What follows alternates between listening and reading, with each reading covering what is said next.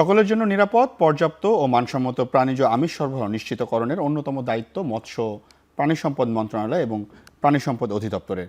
তাদের সমন্বিত উদ্যোগে প্রাণীর স্বাস্থ্য সেবা প্রদান, প্রাণীর উৎপাদন ও উৎপাদনশীলতা বৃদ্ধি এবং মূল্য সংযোজনের মাধ্যমে প্রাণীজ আমিষের চাহিদা পূরণে কাজ করে যাচ্ছে এই মন্ত্রণালয় এবং অধিদপ্তর। আসন্ন কোরবানি ঈদও কোরবানির পশুর চাহিদা, প্রাপ্যতা নিরূপণ, পশুর সরবরাহ, পশুর হাটে ভেটেরিনারি মেডিকেল টিম কর্তৃক পশুর স্বাস্থ্য সেবা সহ বিভিন্ন সেবা দিয়ে যাচ্ছে মৎস্য প্রাণী সম্পদ মন্ত্রণালয়। দর্শক সবাইকে স্বাগত জানাচ্ছি কোরবানির দায়িত্ব ও পরিচ্ছন্নতা বিশেষ অনুষ্ঠানে। এ বিষয়ে কথা বলতে আমাদের সাথে যুক্ত হচ্ছেন প্রাণী সম্পদ অধিদপ্তরের মহাপরিচালক ডক্টর মোহাম্মদ আবু সুফিয়ান এবং পরিচালক ডক্টর ABM খালেদুজ্জামান। আপনাদের দুজনকে এখন টেলিভিশনে অসংখ্য ধন্যবাদ আমাদেরকে সময় দেওয়ার জন্য। আমরা একটু প্রথমেই জানতে চাই, সেটা হচ্ছে 2018, 19 এবং 20 সালে আমরা দেখলাম যে টোটাল কোরবানি হয়েছে হচ্ছে 1,02,11,000 এবং সেটি 22, 23 এবং 24 সালে হয়েছে 1,01,35,000, যা আগের চেয়েও 2 লাখ কম। এই বছর আসলে যে কোরবানিযোগ্য গবাদি পশু সেটার সংখ্যা কত, কিংবা আমরা কি একটু আশার বাণী পেতে পারি নাকি? ধন্যবাদ আপনাকে। আসলে মৎস্য প্রাণী সম্পদ মন্ত্রণালয়ের সার্বিক দিক নির্দেশনায় প্রাণী সম্পদ অধিদপ্তর এই যে আসন্ন যে পবিত্র ঈদুল আজহায় যে কোরবানি কার্যক্রম হবে, সেই কার্যক্রমে আসলে একেবারে মাঠ পর্যায়ে ক্ষুদ্র খামারিদের নিয়ে কাজ করছে। তো এবছর আমরা ইতিমধ্যে আপনি জানেন যে আমাদের মৎস্য প্রাণী সম্পদ মন্ত্রণালয়ের উপদেষ্টা মহোদয় গত 4 মে আনুষ্ঠানিকভাবে আসলে এই কোরবানিযোগ্য গবাদি পশুর সংখ্যা ইতিমধ্যে উনি বলেছেন। তো এবছর প্রায় 1,24,00,000-এর অধিক গবাদি পশু, গরু, ছাগল, ভেড়া, মহিষ এগুলো কিন্তু কোরবানির জন্য প্রস্তুত রয়েছে। এবং আমরা খুবই আশাবাদী যে এবছর অন্য বছরের তুলনায় এবছরও আমরা দেশীয় উৎপাদনের মাধ্যমেই এই গবাদি পশু দিয়ে এই আমাদের জনগণকে আসন্ন যে কোরবানির যে কার্যক্রম, যে কোরবানি হবে পশু, সেই যোগান দিতে আমরা সক্ষম হব। তো এই কার্যক্রমে আসলে আমাদের মাঠ পর্যায়ের যে ক্ষুদ্র খামারি প্রায় 8.5 লক্ষের অধিক যে খামারি আছে, সেই খামারিদের নিয়ে আমাদের একেবারে সেই প্রান্তিক খামারিদের নিয়ে কিন্তু আমাদের উপজেলা প্রাণী সম্পদ দপ্তর, জেলা প্রাণী সম্পদ দপ্তর, বিভাগীয় প্রাণী সম্পদ দপ্তর, সকল পর্যায়ের দপ্তরের আমাদের কর্মকর্তা কর্মচারী সবাই মাঠ পর্যায়ে একযোগে কাজ করছে। এবং এর মাধ্যমেই আমাদের সমন্বিত একটা কার্যক্রমের মাধ্যমেই কিন্তু আমরা এই কার্যক্রমটি সফলভাবে আশা করছি এবছরও সম্পন্ন করতে সক্ষম হব। আচ্ছা, আরেকটা জিনিস, সেটা হচ্ছে যে আমরা তো দেখলাম যে যারা অনেক বড় বড় খামারি আছেন, কিংবা আমরা যেগুলোকে বলি অ্যাগ্রো ফার্মগুলো, তাদের ক্ষেত্রে দেখলাম যে তারা আসলে আপনাদের থেকে সুবিধা নিচ্ছে, তারা নিজেরাও নিজ উদ্যোগে সুবিধাগুলো নিচ্ছে। কিন্তু গ্রামে আপনি যেটি বলছিলেন যে একবারে গ্রামে যারা ক্ষুদ্র খামারি আছেন, কিংবা আমরা যদি বলি যে অনেকে আছে খামারি না কিন্তু ঘরেই তারা পালের গরু পালেন, কিংবা পালের ভেড়া অথবা মহিষ ছাগল পালেন, তাদের ক্ষেত্রেও কি আপনাদের কার্যক্রমগুলো একই রকমের?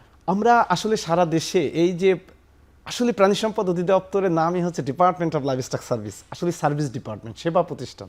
সুতরাং একেবারেই সেই প্রান্তিক খামারিদের জন্যই কিন্তু আমাদের সেবা। সুতরাং আমাদের কিন্তু এই প্রান্তিক পর্যায়ে খামারিদের তাদের প্রশিক্ষণ কার্যক্রম, কিভাবে তারা গরু হৃষ্টপুষ্টকরণ করবে সেগুলো নিয়ে সেবা। এবং শুধু সেবা না, তাদেরকে আমরা একেবারেই কিন্তু প্রান্তিক পর্যায়ে খামারিদের ভ্যাকসিন কার্যক্রম করছি, তাদেরকে কৃমিনাশক দিচ্ছি। সুতরাং কিভাবে ঘাস চাষ করবে সেটার প্রশিক্ষণ দিচ্ছে এবং ঘাসের কাটিং দিচ্ছে। সুতরাং এই সমন্বিত কার্যক্রমের মাধ্যমে কিন্তু এই ছোট ছোট খামারি যারা বাড়িতে 2টা 4টা করে গরু লালন পালন করছে, এই সব কার্যক্রমের সাথে আমাদের সংশ্লিষ্টতা আছে। এবং আমার প্রাণী সম্পদ দপ্তর এই কার্যক্রমের সাথে তাদেরকে প্রতিনিয়ত যোগাযোগ রাখছে এবং সবাইকে এই ব্যাপারে উৎসাহিত করছে যে বৈজ্ঞানিক পদ্ধতিতে কিভাবে হৃষ্টপুষ্টকরণ করবে, কিভাবে সে তার খাবার খাওয়াবে, সব কিছু মিলিয়ে আমাদের কিন্তু এই সেবা একেবারেই সেই প্রান্তিক পর্যায়ে আমরা পৌঁছে দিতে সক্ষম হয়েছে।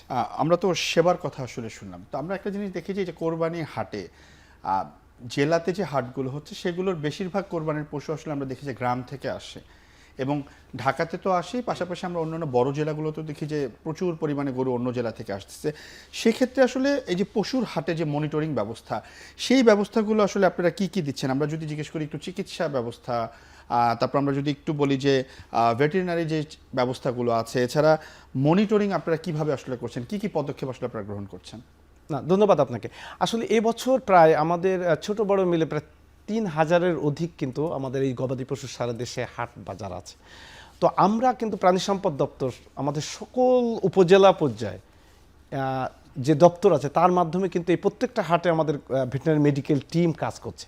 এবং একটি উল্লেখযোগ্য বিষয় হলো সম্প্রতি আমাদের এই সমস্ত আমাদের যে উপজেলা দপ্তরগুলো আছে প্রায় 475টি দপ্তরে ভেটেরিনারি মোবাইল ক্লিনিক আমরা কিন্তু প্রদান করেছি।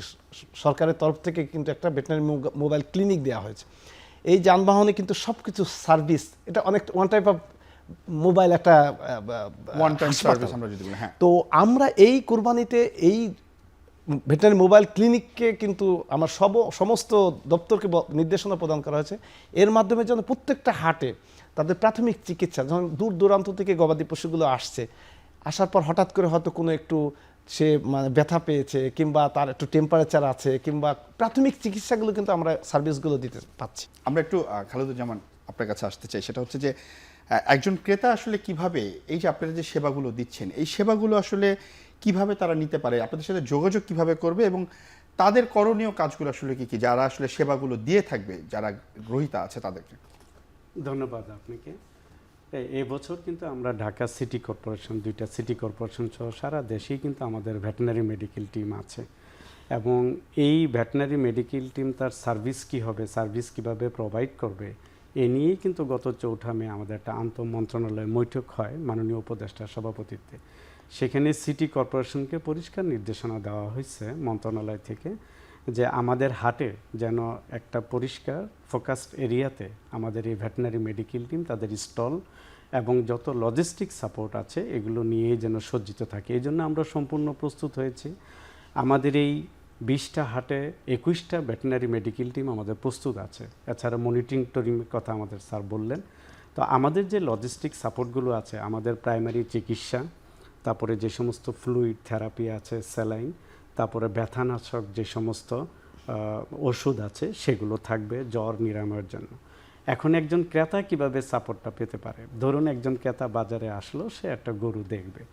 তো গরু কেনার ক্ষেত্রে গরুর কতগুলো লক্ষণ আছে, আমরা একটা সুস্থ গরুর কতগুলো লক্ষণ দেখতে পারি না? তার চামড়াটা টান টান থাকে, তার চোখটা উজ্জ্বল থাকে, লেজ নাড়তে থাকে, তারপরে তার সমস্ত চাহনি সহ তার মুভমেন্টটা সবসময় প্রফুল্ল থাকে, সব মিলে বোঝা যায় যে এটা একটা সুস্থ গরু। তারপরে কোনো গবাদি পশু সম্পর্কে যদি কোনো রকম বিভ্রান্তি বা কোনো সন্দেহ প্রকাশ করে, তাহলে প্রত্যেকটা ক্রেতাই আমাদের যে মেডিকেল টিম আছে, আমাদের যে স্টল আছে, ওনারা কিন্তু সার্বক্ষণিক আমাদের স্টলে যোগাযোগ করে। এছাড়া আমাদের কিন্তু সেন্ট্রালি কন্ট্রোল রুম আছে। তো সমস্ত জায়গায় আমাদের হটলাইন নাম্বারগুলো 16358 এই নাম্বারগুলো দেওয়া আছে। তো তদুপরিও একজন ক্রেতা যখন বাজারে যাবেন, সে যাতে যে কোনো প্রকার গবাদি পশুর স্বাস্থ্য এবং চিকিৎসা সংক্রান্ত সহযোগিতা পায়, উনি আমাদের স্টলে যোগাযোগ করবেন। আমাদের স্টলে এবছর আরেকটা আপনার অবগতির জন্য বলি, আমাদের এই সরকারি দপ্তরের মেডিকেল টিম ছাড়াও আমাদের কিন্তু বিশ্ববিদ্যালয়ের শিক্ষার্থীরা, ইন্টার্ন শিক্ষার্থীরাও আমাদের সাথে তারা এগিয়ে এসেছে। এটা অত্যন্ত একটা আনন্দের খবর যে তারা স্বতঃস্ফূর্তভাবে আমাদের প্রায় 119 জন ছাত্রছাত্রী এবং আরও 16 জন 2টা ইউনিভার্সিটি থেকে, শেরেবাংলা এগ্রিকালচার ইউনিভার্সিটি এবং বাংলাদেশ কৃষি বিশ্ববিদ্যালয় থেকে আমাদের ভেটেরিনারি ইন্টার্ন শিক্ষার্থীরা আমাদের সাথে আছে। সুতরাং সমস্ত প্রকার প্রাইমারি চিকিৎসা, লজিস্টিক সাপোর্ট আমাদের কাছে আছে, যাতে করে একটা সুস্থ সবল গবাদি পশু আমার ক্রেতা নিশ্চিত করতে পারে। একটা জিনিস একটু জানতে চাই, সেটা হচ্ছে আমরা বিভিন্ন হাট ঘোরার সময় দেখি যে এই যে 4-5 দিনের যে ছোট ছোট হাটগুলো বসে কিংবা অস্থায়ী যে হাটগুলো আমরা আসলে সিটি কর্পোরেশন থেকে বসানো হয়, দেখি যে ওই সময় বিভিন্ন ধরনের ওষুধ বিক্রি করা হয়। হঠাৎ করে অনেক চমকপ্রদ ওষুধগুলো আমরা দেখি যে গরুকে খাওয়া, মানে মোটা তাজাকরণ কিংবা দ্রুত মোটা তাজাকরণ, এই ওষুধগুলো যখন বিভিন্ন জায়গায় বিক্রি হচ্ছে, এই মনিটরিং এর কাজটাও তো আপনারা করছেন এবং সেটা তো একদমই মানে আইনত দণ্ডনীয় অপরাধ। অবশ্যই আমাদের বিশেষজ্ঞ মেডিকেল টিম আছে। আমাদের যে মৎস্য খাদ্য ও পশু খাদ্য আইন 2010 তার ধারা 14তে বলাই আছে, খাদ্য বা কোনোভাবেই গবাদি পশুকে হরমোন বা স্টেরয়েড জাতীয় কোনো ওষুধ দেওয়া চলবে না, নাম্বার 1।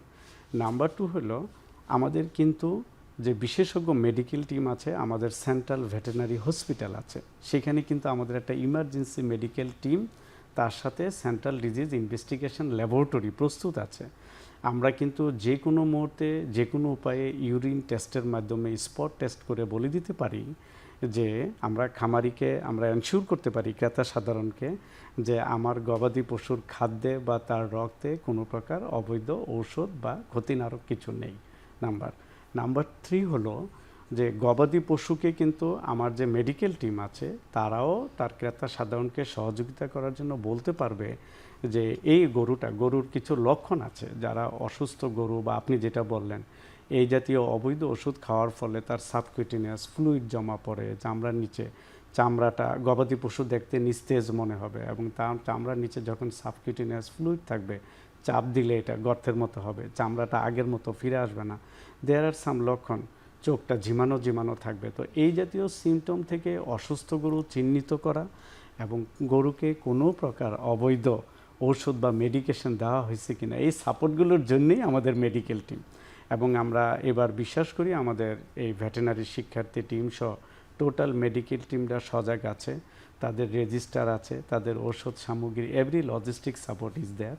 সুতরাং তারা সব প্রকার সহযোগিতা পাবে ইনশাআল্লাহ। আমরা একটু জানতে চাই আমাদের প্রাণী সম্পদ অধিদপ্তরের মহাপরিচালক ডক্টর আবু সুফিয়ানের কাছ থেকে, সেটা হচ্ছে যে আমরা তো আসলে বিভিন্ন ধরনের উদ্যোগগুলো গ্রহণ করে থাকি, সেক্ষেত্রে সবচেয়ে বড় যেটা আমাদের কোরবানি হাটে আমরা দেখি যে ক্রেতারা আসলে অনেক সহজভাবে জিনিসগুলো বুঝতে চায়। সেক্ষেত্রে এই যে সুস্থ গবাদি পশু চেনা এবং না চেনার উপায়গুলো যে কীভাবে একটা আমাদেরকে বললো স্যার, কিন্তু আমরা আরেকটু জানতে চাই যে এই যে সেবাগুলো নাকি আপনাদের প্রচারণা হাটগুলোতে আছে, আসলে সাধারণ জনগণ কি খুব ইজিলি ব্যাপারগুলো জানতে পারতেছে, কিংবা তারা কি এই যে সাহায্যগুলো চাচ্ছে কিংবা তারা সাহায্যগুলো পেতে পারে, সেই সম্পর্কে কি প্রচারণা চলছে আপনাদের? না, ধন্যবাদ আপনাকে। আসলে যেটা আমি বলছিলাম যে আমার এই প্রচারণা কিন্তু আসলে আমরা অনেক আগের থেকেই শুরু করেছি। যেমন আমার প্রথম প্রচারণা যেটা বলি যে একেবারে খামারি পর্যায় থেকে, যে একটা খামারি সে কীভাবে তার গবাদি পশু লালন পালন করবে, যেটা আপনি বলছিলেন যে অসাধ উপায়ে কিংবা কোনো ওষুধ, হরমোন কিংবা ব্যবহার করা, সে ব্যাপারে কিন্তু আমরা একেবারে খামারি পর্যায় থেকে প্রচারণা করেছি। প্রাণী সম্পদ অধিদপ্তর, মৎস্য প্রাণী সম্পদ মন্ত্রণালয়, সিটি কর্পোরেশন, আমাদের কিন্তু শুধু এর সাথে আরও যে প্রচারণাটা আমরা করার চেষ্টা করছি যে আমরা যেহেতু আমাদের যে উৎপাদনের স্বয়ংসম্পূর্ণতা অর্জন করেছি, সুতরাং আমরা এই মুহূর্তে যেন কোনো দেশ থেকে অনুপ্রবেশ না করে। আমি এই জায়গাটাতে আপনার কাছে আসতাম যে আমরা আসলে বিভিন্ন সময় দেখি যে মায়ানমার, ভারত থেকে আমরা আসলে গরু বৈধ পথে আগে আনা হতো, অবৈধ পথে তো অনেক আসে। জি। কিন্তু আমরা তো দেখছি যে আমরা এবারও দেখলাম যে আসলে আমরা স্বয়ংসম্পূর্ণ। সেক্ষেত্রে আপনাদের এই যে প্রচারণাটা, এটা তো মনে হয় খামারিদের মাঝে অনেক কাজে দিয়েছে। আমাদের তার বিদেশি পশু কিংবা বাইরে থেকে পশু আনার কোনো প্রয়োজন নাই। সুতরাং এই মুহূর্তে কিন্তু আপনি জানেন যে গত 4 মে যে অনুষ্ঠানে আমাদের মাননীয় উপদেষ্টা মহোদয় সাংবাদিক সম্মেলনের মাধ্যমে বলেছে, ওখানে কিন্তু বিজিবি, আমাদের স্বরাষ্ট্র মন্ত্রণালয়, জনপ্রশাসন, সকল স্টেক হোল্ডারদের নিয়ে, বিশেষ করে বিজিবিদেরকে একেবারে আমাদের উপদেষ্টা মহোদয় সরাসরি উনি কিন্তু বলেছে যে এবার আমরা একেবারে জিরো টলারেন্স, কারণ আমরা আমাদের সেই ক্ষুদ্র খামারিদের সেই উৎপাদিত পণ্য দিয়েই আমরা কিন্তু আমাদের কোরবানি দিতে চাই। তাদের অনেক কষ্টার্জিত গরু তারা লালন পালন করেছে। সুতরাং এখনও পর্যন্ত কিন্তু আমরা কোনো এরকম আপনাদের মিডিয়ার মাধ্যমে কোনো সংবাদ আমরা পাইনি। এবং গতকালকে আমার মাননীয় উপদেষ্টা মহোদয় কিন্তু একটি হাট পরিদর্শন করেছেন এবং সেখানেও বলেছেন যদি কোনো হাটেও কোনো গবাদি পশু, যে বাইরের গবাদি পশু এসেছে এরকম যদি কোনো তথ্য পাওয়া যায়, আমরা সাথে সাথে ব্যবস্থা নেব।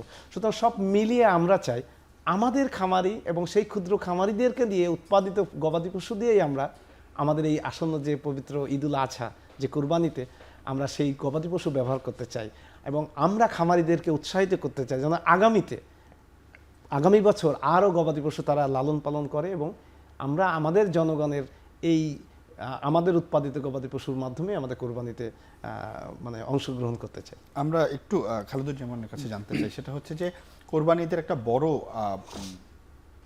আফটার কোরবানি থাকে, সেটা হচ্ছে চামড়া কালেকশন করা, যেটা আসলে আমাদের রপ্তানিতে দ্বিতীয়। কিন্তু আমরা দেখি যে আসলে এই যে চামড়া ছাড়ানোর সময় বিভিন্নভাবে সেটাকে আসলে পারফেক্ট ওয়েতে কাটানো হয় না, কিন্তু আপনাদের প্রচারণা আপনারা বিভিন্ন মাধ্যমে করে থাকেন। সেই ক্ষেত্রে এবছর আপনাদের আসলে পরিকল্পনা কি, আপনারা কী কী প্রচারণা কিংবা এছাড়াও কী কী পদক্ষেপ গ্রহণ করেছেন, এটা একটু আমরা জানতে চাই। একই সাথে হচ্ছে বর্জ্য ব্যবস্থাপনা, হাটের বর্জ্য ব্যবস্থাপনাতেও তো আপনাদের একটা বড় দায়িত্ব থাকে, কারণ কোরবানির পশুগুলো যখন বিভিন্ন জেলা থেকে আসে, কোরবানির হাটের বিভিন্ন বর্জ্যর মাধ্যমে, জার্মের মাধ্যমে তা অসুস্থ হতে পারে। এই দুইটা বিষয় যদি একটু আমাদেরকে বলতেন। ধন্যবাদ আপনাকে। বিজ্ঞানসম্মত উপায়ে চামড়া ছাড়ানোর ব্যাপারে ইতিমধ্যেই যেটা স্যার বলেছেন যে আমরা আসলে প্রায় 15,000 নিয়মিত কসাই যারা গরু জবাইয়ের সাথে জড়িত এবং প্রায় 21,000 অনিয়মিত কসাই, অর্থাৎ মাদ্রাসা বা বিভিন্ন ছাত্ররা যখন আসে আমরা প্রায় 36,000 কসাইকে কিন্তু প্রশিক্ষণ দিয়েছি। আমাদের এই কার্যক্রমটা যেভাবে স্যার বললেন প্রায় 6 মাস ধরেই চলে এবং বিজ্ঞানসম্মত উপায়ে এই চামড়া ছাড়ানোর জন্য প্রায় 3 লক্ষের মতো লিফলেট আমরা ইতিমধ্যে বিতরণ করেছি। প্লাস আমাদের এই হাটগুলিতেও কিন্তু এই প্রচারণার অংশ, যেটা ইতিমধ্যে আপনি জেনেছেন। তো সেই প্রেক্ষিতে আমি যেটা বলতে চাই যে চামড়া একটা মূল্যবান সম্পদ এবং কাঁচা চামড়া আপনি জানবেন যে প্রায় 788 কোটি টাকার এবার যে চামড়ার মূল্য বাণিজ্য মন্ত্রণালয় ধার্য করেছে সেই অনুযায়ী প্রায় 788 কোটি টাকার এই চামড়ার সম্পদ। আমরা চাই এই চামড়া যেন নষ্ট না হয়। সেই ক্ষেত্রে আমরা সিটি কর্পোরেশনের সাথে যারা কসাই আছে, ইসলামী ফাউন্ডেশনের সাথে আমরা বৈঠক করেছি। তাদেরকে আমাদের মহাপরিচালক মহোদয় চিঠি দিয়েছেন, পত্র দিয়েছেন কিভাবে পশু জবাই হবে এবং সেটা বিজ্ঞানসম্মতভাবে। নাম্বার 2 হলো যত্রতত্র গবাদি পশু যাতে জবাই না হতে পারে, বিশেষ করে রাস্তার উপরে বা এই জায়গাটা, এটা ধীরে ধীরে হবে। হয়তো রাতারাতি আমরা পারফেকশনে যাব না, কিন্তু আমাদের প্রচারণা শুরু হয়ে গেছে যাতে গবাদি পশুর বর্জ্য সঠিকভাবে, কারণ এইটার সাথে কিন্তু আমার আবার মাংসের কোয়ালিটি জড়িত, চামড়া ছাড়ানোর সাথে যেমন চামড়ার কোয়ালিটি জড়িত, আবার আমরা বর্জ্য যদি যথাযথভাবে সরাতে না পারি সেটার জন্য জড়িত। তো সব বিষয়ে কিভাবে পশু জবাই করার পর তার মাংসের কোয়ালিটি, গুণগত মান এবং মাংসের নিরাপদতা রক্ষা করা যায়, সব কিছুর সাথে কিন্তু গবাদি পশুর জবাইয়ের পরে বর্জ্য নিষ্কাশনটা জড়িত। আমরা সিটি কর্পোরেশনের সাথে একসাথে কাজ করছি যাতে এই বিষয়ে মানুষ সম্যক ধারণা পায় এবং নিরাপদভাবে গরু জবাই সহ তার মাংস সে ঘরে নিতে পারে। আপনাদের প্রাণী সম্পদ অধিদপ্তরের মহাপরিচালক ডক্টর মোহাম্মদ আবু সুফিয়ান এবং পরিচালক ডক্টর ABM খালেদুজ্জামান, আপনাদের দুজনকে অসংখ্য ধন্যবাদ। আপনারা আমাদেরকে সময় দিয়েছেন এবং এই যে কোরবানি সম্পর্কে বিভিন্ন তথ্য আমাদের দর্শকদেরকে দিয়েছেন। দর্শক, আমরা এতক্ষণ দেখছিলাম কোরবানি দায়িত্ব পরিচ্ছন্নতা বিশেষ অনুষ্ঠান।